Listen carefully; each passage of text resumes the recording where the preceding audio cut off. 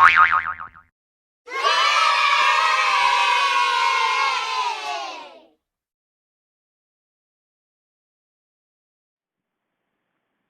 right, so good morning, campers. My name is Ty, but my camp nickname is Tie Dye. And in sports today, we're going to talk about basketball. And a brief overview of what I'm going to do in this video today is basically talk a little bit about history of basketball, some of the rules about basketball, describe some of the positions in basketball, talk about a little bit of the NBA, and towards the end, I'll show a video demonstration of me at the park.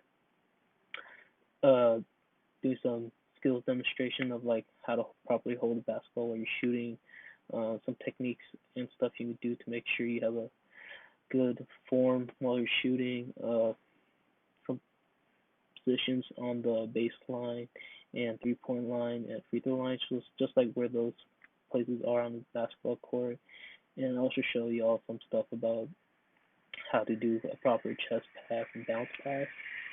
And other than that, toward the end of the video, I'll also talk about some ways y'all can stay active and play basketball indoors while you're at home during this quarantine and outdoors as well.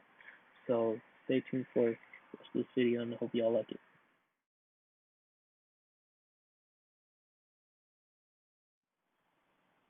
Alright, campers, so I'm going to start this video off with the history of basketball. Basketball was created in 1891 in Springfield, Massachusetts, which is a city and state on the East Coast.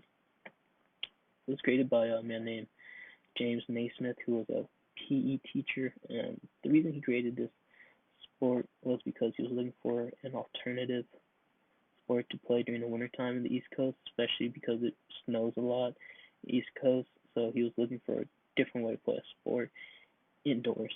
So he came across the idea of creating the game of basketball.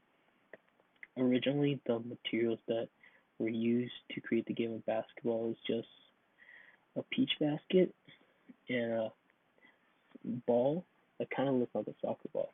So that's how the game of basketball was started, and those are some of the original materials that were used in the game of basketball during this time.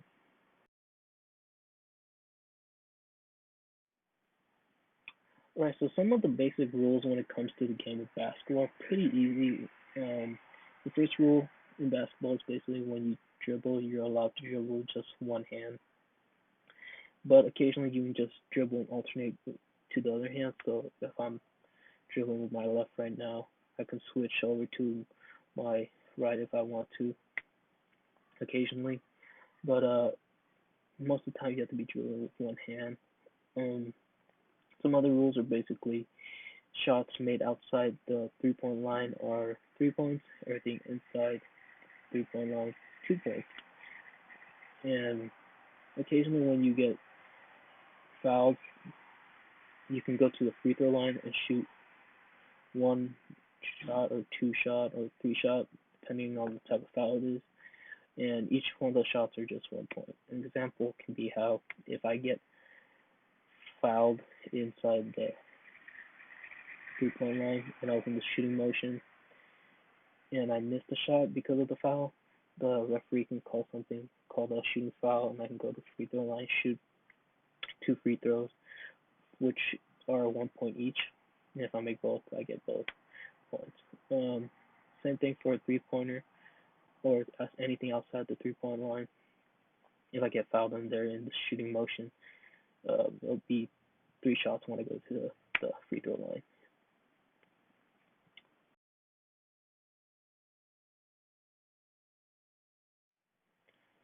So some of the fouls that we see in the game of basketball are stuff like traveling, double dribbling, and kickball. Traveling is basically when you move around the court without dribbling the basketball. That's, that constitutes a travel violation, and the ref would call that.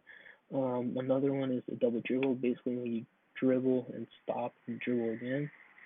That is a double dribble, and a kickball is basically the ball is rolling on the floor and you have to kick it, or someone's dribbling and you stick your foot in and it bounces off your foot. That's a kickball. And I'll three of those fouls or violations can result in a inbound. So basically, if anything was committed within those three or something similar to that, the ref will basically call that and you have to inbound the ball. But the thing with that is that if you commit the foul, you would have to lose your possession, turn over to the team. Um, some of the other fouls that we hear or see a lot in basketball are shooting fouls, which I kind of talked about earlier. Basically, when you are in the shooting motion and someone hits your arm or bump into you really hard, which causes you to miss the shot, it will constitute the ref calling something called a shooting foul, which causes you to go to the free throw line and shoot either two or three shots depending on the foul and the location of where it was.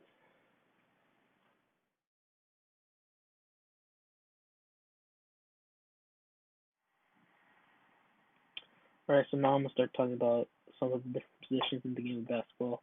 So in basketball, there are five different positions: the center, power forward, small forward, shooting guard, and point guard.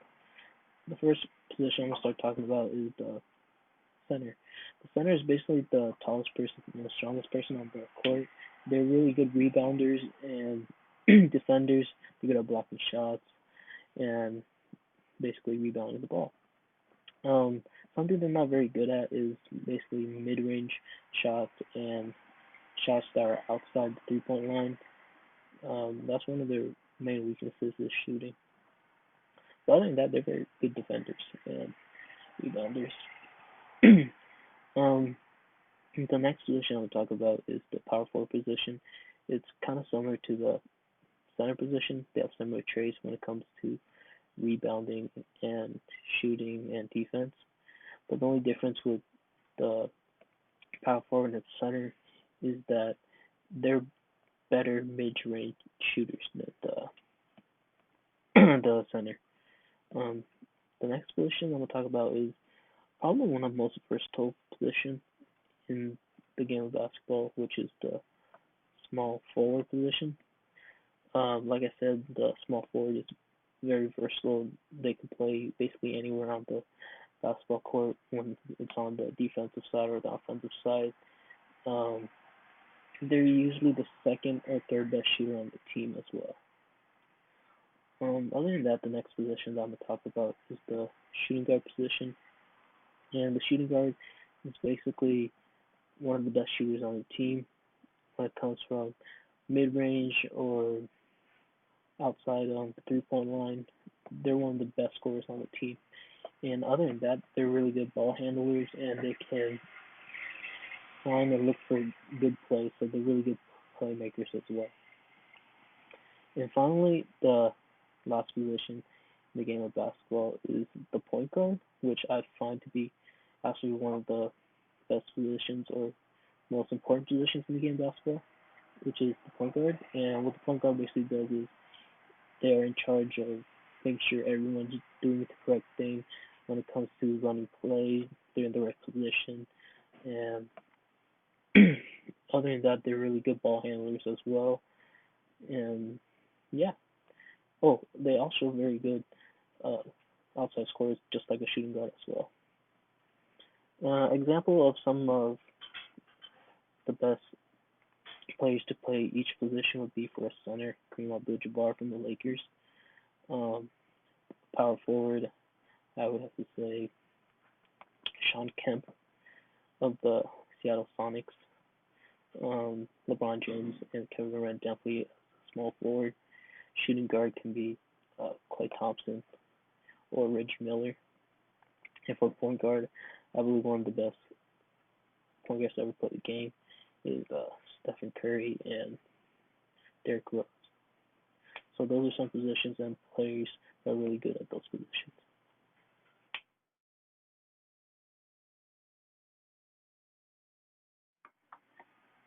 So now we're going to start talking about the NBA and the teams that are in the NBA and basketball leagues all around the world. The NBA basically stands for National Basketball Association. It consists of 32 teams 16 teams on the Eastern Conference, 16 teams on the Western Conference. The way that teams are determined which conference they are under are based on where the team is located at geographically. Um, Example could be how the Golden State Warriors and the Los Angeles Lakers are on the Western Conference because they're on the west side or the west coast of the country, and the Boston Celtics and the Orlando Magic are on the Eastern Conference because they are on the eastern side of the country. Other than that, when we talk about the NBA, we think about some of the famous and well-known teams that have ever played the game. Example, for some of those teams are the Chicago Bulls and the Los Angeles Lakers. Both of those teams have one of the most amount of wins and championships in NBA history. So whenever we talk about basketball, those are the two most common names or teams that come up in discussions. I also forgot about the Boston Celtics as well. Um, when we talk about basketball and players who have played in the game, especially in the NBA, we think about players back in history about 20, 30 years ago who set that foundation for the NBA today. Players like Magic Johnson, Kareem Abdul-Jabbar, um, Oscar Robinson, um, and James Worthy, and players like Michael Jordan. These are the players who set the foundation for how basketball is played today and the way that the league is shaped today as well. So that's a bit of overview of the NBA, what it is and stuff. Next, I want to talk about the leagues around the world in regards to basketball. Basketball throughout the last 5 years have been very popular in countries like China, Australia, and Spain. They actually have some of their own leagues in some of those countries. Like in Spain, they have the Euro League, and from the Euro League, we see players that have played in those leagues actually play in the NBA now today. Um, Examples of those players are Luka Doncic of the Dallas Mavericks. Recently got drafted about 2 or 3 years ago into the NBA, and the Gasol brothers, Pau Gasol and Marc Gasol. Marc Gasol, who recently won the NBA championship with the Toronto Raptors this past year. So those are some of the well-known international players who have came from those leagues to the NBA. Alright campers, for this part of the video I'm going to show you all how to hold the basketball while you're shooting. So first thing you want to do is you want to take your most weakest hand and put them on the side of the ball, and then your dominant hand, the hand that you shoot with, under the ball. After that, you want to square up your feet, and then make sure your body's pointing at the basket. After that, you go up, and then you follow through. The follow through is the most important thing. For this next part, I'm going to show you all two different type of passes in basketball. And help me with this will be my helper, Jarek. What's up? Alright, so for this part, I'm going to teach y'all the first pass, which is this chest pass. Most importantly, you want to hold it towards your chest, and when you pass the ball, make sure it goes towards the other person's chest like this. And the most important thing with this is that you step into the pass as well.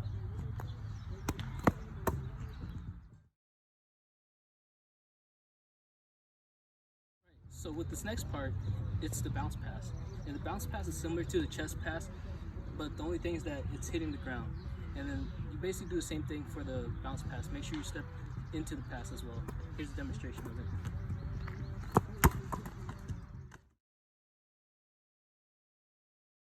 Campers, so for this part of the video, I'm going to show you different places on a basketball court. So the first place I'm going to show you is the free throw line.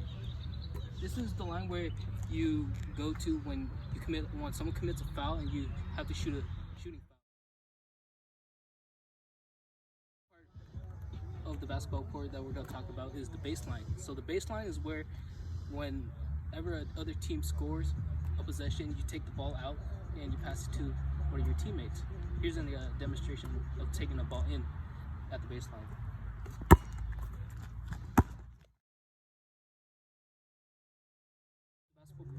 court that I'm going to talk about is a three-point line. And the three-point line is the most farthest place where someone can shoot a basketball on a basketball court that has worth the most points. Here's an example.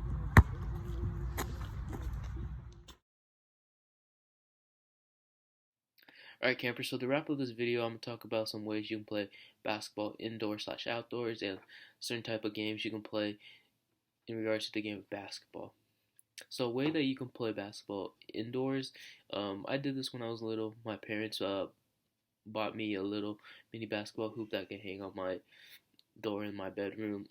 You can find these little mini basketball hoops at casual and usual like sports stores like Big Fives or Walmart, Target. It's actually pretty fun. What you do is you just basically buy that little mini hoop, you hang it on your room door, and then just shoot around with it. You can also dunk on it. I pretend I dunked on it a lot when I was little, so it was really fun. So that's some ways that you can play basketball indoors. Outdoors, you can always just go to the park, or if you have a basketball hoop at home or anywhere near you, you can go to those places and play basketball. If you go to a park or anywhere crowded with a lot of people, I just want to make sure that you're social distancing this time, make sure you stay healthy and stuff. So um, some games that you can play in regards to basketball outdoors, you can play games like 21 and Horse. What 21 basically is it's a game that basically everyone free for all. Everybody plays against everybody, and what you do is somebody starts off by shooting a free throw, and if they miss, anyone can grab the rebound and try to score. So it's basically everybody playing against everybody. So if you have 5 people in the game, it'll be 5 people versus each other, and the first one to score 21 basically wins.